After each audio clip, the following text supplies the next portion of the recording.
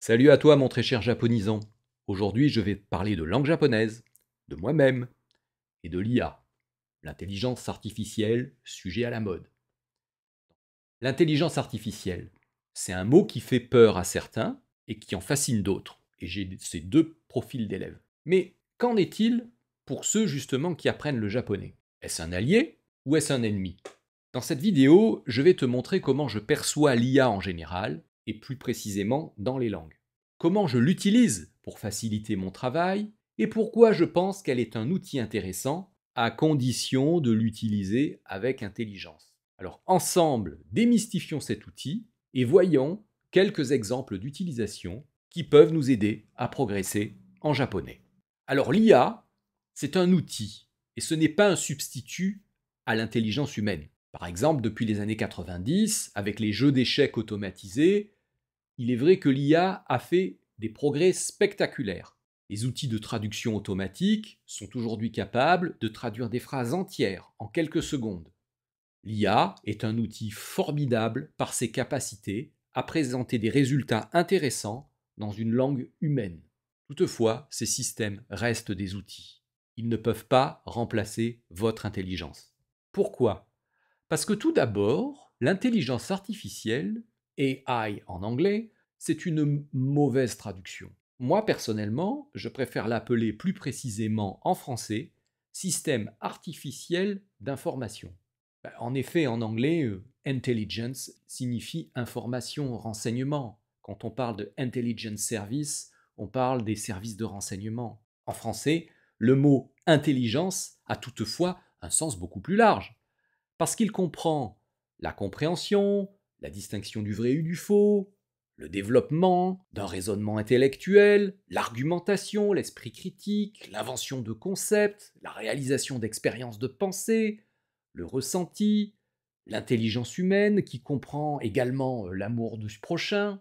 L'humain est donc capable au quotidien de démontrer pourquoi il est intelligent, et ce n'est pas le cas de l'IA.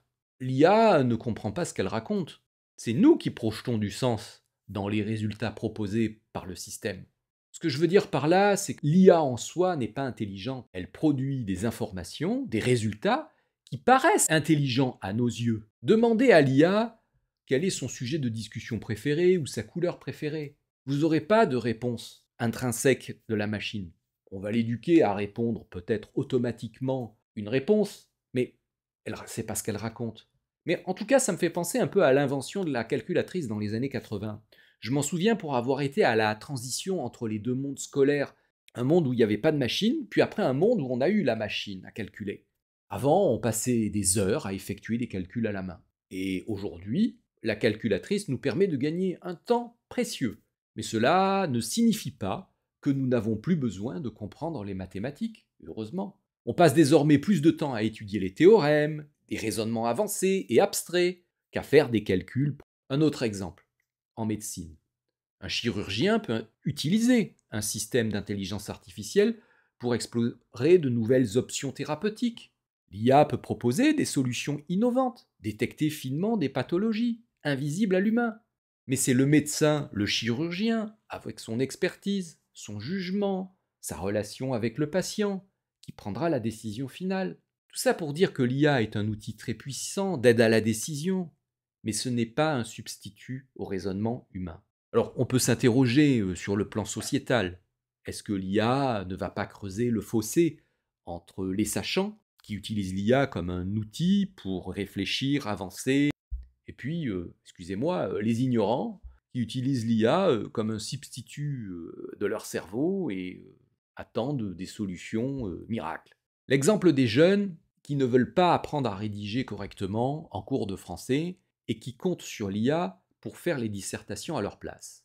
Ça, c'est l'exemple que je veux mettre en lumière. Or, la rédaction, c'est l'expression de la ligne de pensée de celui qui rédige. Et souvent, celui qui n'est pas capable de rédiger correctement, il n'est souvent pas très bien structuré et pas très clair dans sa propre pensée. Donc attention à l'IA. Entraînez-vous, travaillez, apprenez à rédiger. Mettez au clair votre pensée. L'IA ne le fera pas à votre place. Maintenant, en ce qui concerne les langues, on peut apprendre les langues dans deux contextes principalement. Il y a le contexte 1 qui est l'apprentissage forcé de la langue, et Et puis vous avez le contexte 2, c'est l'apprentissage souhaité, l'apprentissage plaisir. Parfois, en raison du contexte, on est obligé d'apprendre une langue. C'est souvent le cas de l'anglais, parce que cette langue est un outil de communication indispensable dans le monde économique actuel, mais beaucoup de gens ne souhaitent pas intrinsèquement apprendre l'anglais. Ça les attire pas plus que ça, mais ils le font par obligation. Et l'IA peut, dans ce cas-là, nous éviter des labeurs d'apprentissage forcés. Prends un exemple. Moi, je ne comprends pas l'allemand. Si j'ai un texte en allemand et que je souhaite comprendre dans les grandes lignes le document, sans apprendre la langue, évidemment, je vais utiliser l'IA. En ce qui concerne le japonais, je dirais que pour tous les élèves que j'ai, ils l'apprennent par plaisir, par envie. Ce sont des étudiants francophones qui veulent en général apprendre le japonais pour communiquer avec les japonais et être autonomes au Japon sans l'aide d'un logiciel. Ils veulent s'améliorer en allant vers l'autre, vers la différence, ouvrir leur conscience à un autre niveau et ressentir la satisfaction d'évoluer. En forçant le trait, apprendre le japonais, c'est un peu similaire à une démarche de développement personnel. Dans ce contexte, les langues et le japonais sont bien plus que de simples codes à déchiffrer. Elles sont clairement, pour la personne qui apprend, le reflet d'une culture, d'une histoire, d'une sensibilité humaine, artistique. Autant d'éléments dans lesquels un algorithme ne pourra jamais remplacer votre cheminement, votre expérience, sur le terrain, dans l'étude, au contact des Japonais. Prenons par exemple en japonais le mot yoroshiku. Souvent on le traduit par s'il vous plaît ou cordialement, mais ce terme porte en lui toute la complexité de la langue japonaise, parce que ce terme exprime à la fois la politesse, la gratitude, la bienveillance attendue, et une ouverture à de nouvelles relations. Un ordinateur pourrait vous donner une traduction littérale automatique, mais il ne saurait saisir les nuances et les subtilités culturelles qui font de ce mot un élément clé des interactions sociales au Japon. Donc l'IA peut traiter les données, mais elle ne peut pas ressentir à votre place et utiliser émotionnellement les bons mots avec vos interlocuteurs à votre place. Donc se fier uniquement et aveuglément à un traducteur automatique, tout IA qui soit, pour traduire le japonais, c'est vraisemblablement prendre le risque de commettre des erreurs grossières, de froisser son interlocuteur, et même de se mettre dans des situations délicates, faute d'ignorance de l'autre. La langue est un outil de communication, mais c'est aussi un vecteur d'échange humain et culturel.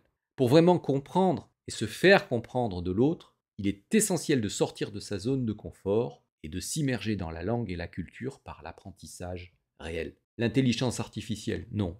Le système artificiel d'information, avancé, automatique, comme vous voulez, c'est un outil formidable, mais il ne peut pas remplacer votre expérience humaine, votre cheminement dans l'apprentissage. Apprendre le japonais, c'est bien plus qu'apprendre des mots, de la grammaire ou des kanji. C'est ouvrir son esprit à un nouveau monde, à une nouvelle façon de penser, à une nouvelle sensibilité. Alors, dans l'apprentissage du japonais, moi, je peux vous conseiller d'utiliser l'IA en tant qu'outil, soutien, appui. Mais n'oubliez jamais que dans cet apprentissage, dans cette évolution, c'est toujours vous qui êtes aux commandes.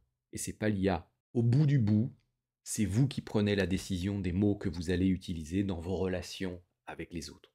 Utiliser l'IA de façon aveugle est dangereux. Utilisez l'IA en tant que sachant pour aller plus vite, pour vous améliorer. Un grand oui.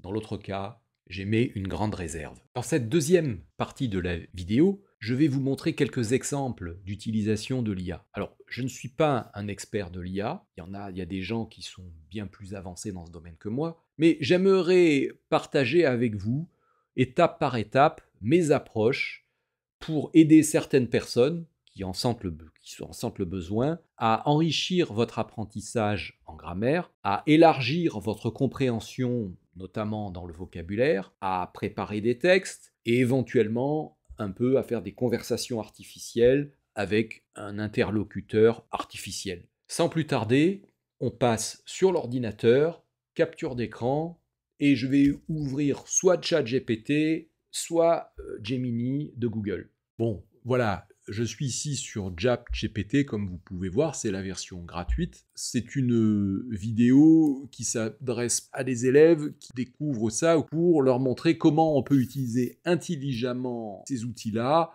dans l'apprentissage du japonais. Il y a bien entendu plein de possibilités et je ne peux pas les développer ici de façon complète. Les commandes que l'on donne à l'IA s'appellent un prompt. Il y a une science, ça s'appelle l'ingénierie des prompts, qui se développe pour optimiser de plus en plus les réponses de l'IA. Je vais vous donner quelques astuces que j'ai récoltées ça et là. Il faut d'abord conditionner l'IA au rôle que l'on veut qu'elle joue. Je vais me mettre moi dans la peau d'un élève et je vais utiliser l'IA comme une aide pédagogique. De base, je lui écris toujours, quelle que soit la demande, tout ce qui est dit avant n'est plus valable. Et je vais lui dire, tu es désormais un expert en langue japonaise, tu es très pédagogue, moi je suis un élève de japonais, et tu m'expliques en français des points de langue japonaise, j'ai besoin d'explications en français avec des exemples d'utilisation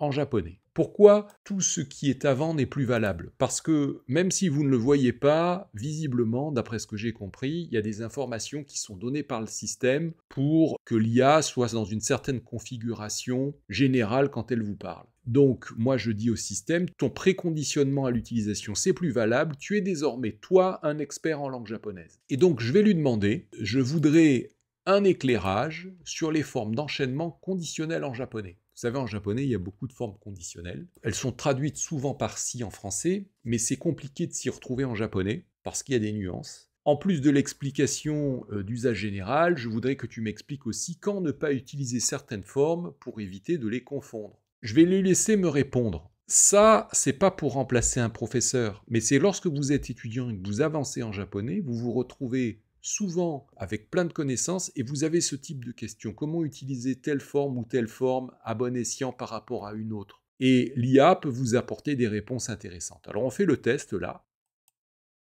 Donc on va la laisser travailler, tu as raison. Bon, le japonais a plusieurs façons d'exprimer la condition, alors qu'en français, on utilise surtout si. Ces différentes formes ne sont pas interchangeables et ont chacune des nuances. Je vais être précis. Je vais t'expliquer principalement les principales formes d'enchaînement conditionnel en japonais avec des exemples concrets et les erreurs à éviter. Première explication, to, la condition inévitable systématique. Cette forme exprime une conséquence qui se produit toujours ou qui est inéluctable lorsque la condition est remplie. Elle est souvent utilisée pour des vérités générales, des lois de la nature ou des habitudes. Usage correct. Haru ni naru to sakura ga sakimasu. Donc, quand le printemps arrive, les cerisiers fleurissent. C'est une vérité générale, c'est une mécanique, et c'est la raison pour laquelle on peut utiliser le to de basculement, le to qui est ici. Voilà. Alors après, il vous présente d'autres formes, et à chaque fois, les nuances qui conviennent. Il vous fait un tableau récapitulatif des formes. Voilà, to, ba, tala, nala.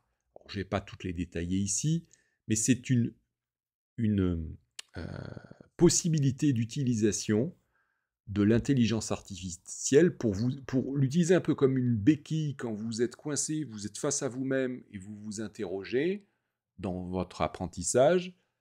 C'est une très bonne façon d'utiliser.